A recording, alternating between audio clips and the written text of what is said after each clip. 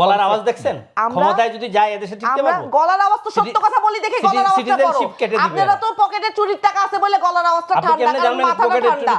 16 বছর শেখ হাসিনার সাথে ছিলেন না, মাথাটা তো এইজন্য ঠান্ডা। মামলা করা উচিত, বিএনপি ক্ষমতা আসলে আপনার নামে মামলা করবে। শেখ হাসিনার যদি খুনি বলতে ওনাদেরকেও খুনি বলতে হবে। দেখছেন 5 আগস্টের পরে যত খুন করেছে এই দেশে 5 আগস্ট পরে ধরে ধরে নিয়ে কি খুন করছি? কারে না করছেন?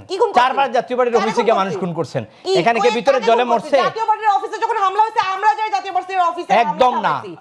হাসনাত আব্দুল্লাহ তার ফেসবুকে দিয়ে বলেছে আসেন এখানে জাতীয় পার্টি করার জন্য। এনসিপি কিন্তু আপনাদের পক্ষে স্টেটমেন্টও দিয়েছে, যদিও আনুষ্ঠানিকভাবে না।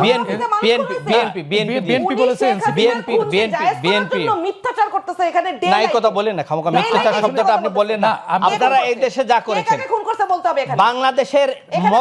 বাংলাদেশের 53 বছর যে মবক্রেসি হয় নাই, মানে এটি এই মবক্রেসি 5 আগস্টের পরে মবক্রেসি গোষ্ঠী কিলায়, আমি মবক্রেসির উত্তর দিব। মবক্রেসির গোষ্ঠী কিলায় অবশ্যই উত্তর দিব। ওনাদের জন্য একদম রাস্তা বিএনপি ছাড়া এই দেশে ওনাদেরকে কেউ ঠিক করতে পারবে না। যেই বিচারপতিরা বুঝছেন, বিচারপতিরে কানে ধরে নামায় দিবে। বিনা বিচারে মানুষকে সুষ্ঠুভাবে বিচার না কইলে, মানে 5 তারিখ পর্যন্ত 5 তারিখের পরে মবক্রেসি করে রাষ্ট্রপতি সরাইতে গেছিল, সেনাবাহিনী প্রধানকে সরাইতে গেছিল।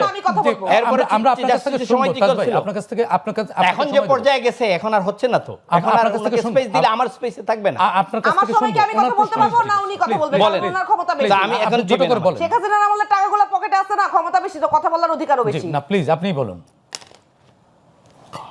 আমরা যেই বিচারপতিদের অপসারণ চেয়েছিলাম সেই বিচারপতিরা নিজ মুখে বলেছে যে আমরা শপথবদ্ধ রাজনীতিবিদ।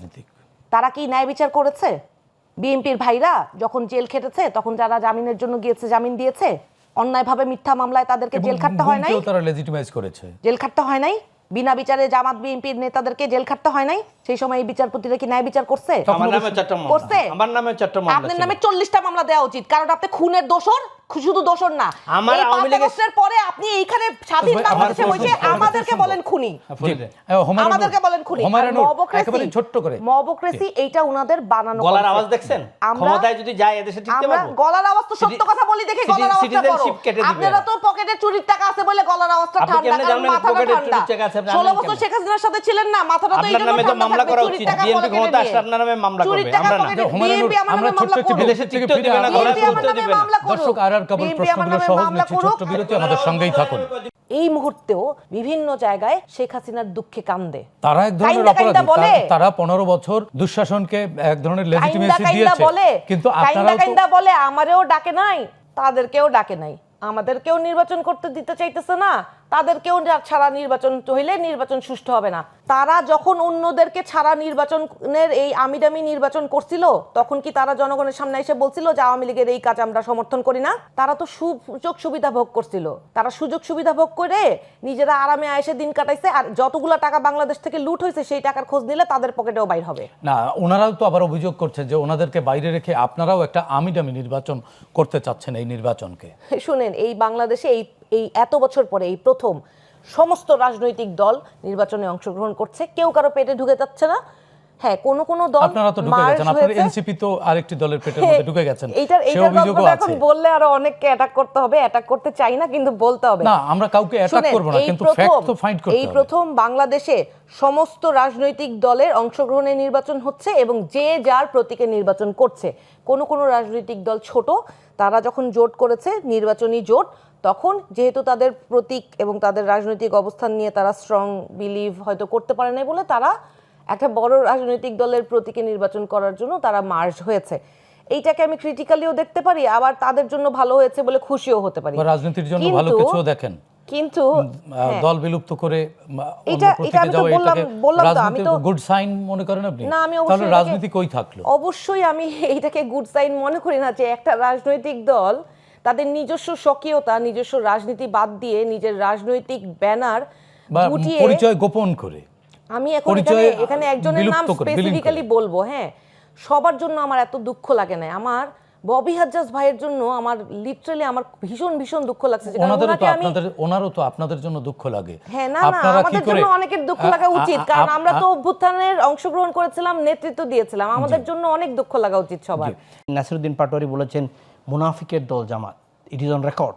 বলেছেন জামাত এবং বিএনপি একটা লাউ আর একটা কদু, সেই জামাতের সাথে এখন অ্যালায়েন্স করে নির্বাচন করছেন। খারাপের ভালো চুজ করছি। না, করতে পারেন, এটা আপনাদের অধিকার, করেছেন যে দেশের মানুষ সিদ্ধান্ত নিবে, দেখবে এটা কোনটা করেছেন। মবক্রেসি যদি বাংলাদেশে পড়েন, জোর করে কোনো বিচারপতিকে তার স্থান থেকে অপসারণ করা কিন্তু 5 আগস্টের পরে এনসিপি করেছে। শপথবদ্ধ রাজনীতিবিদদের তাদের শপথের থেকে নামাই আপনার সময় কিন্তু আমি কথা বলি নাই।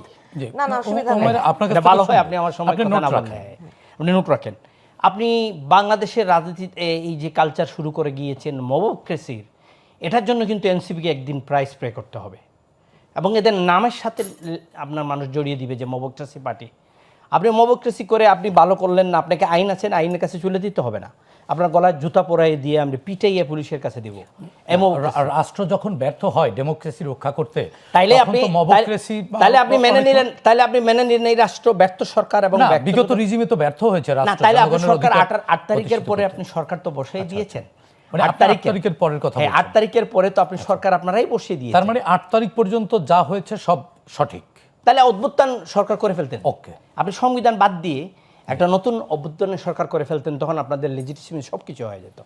আপনারা এই সংবিধানে রেখে ইউনূস সাহেব শপথ নিয়েছেন, উপদেষ্টারা শপথ নিয়েছেন, তারপরে আবার অর্ধেক আপনার হাইব্রিড অর্ধেক সংবিধান করে আপনারা মবক্রেসি করবেন, করে জোর করে নামাবেন, বিসির কানে ধরে উঠা বসা করাবেন।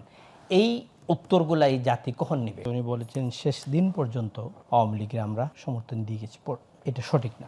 না, সেটি আমরাও জানি যে আপনারা শেষ দিন পর্যন্ত ছিলেন, সমর্থন দেয় নাই, উনি বলেছেন সমর্থন দিয়ে গিয়ে। আচ্ছা আচ্ছা, এটা কি আপনি জানেন?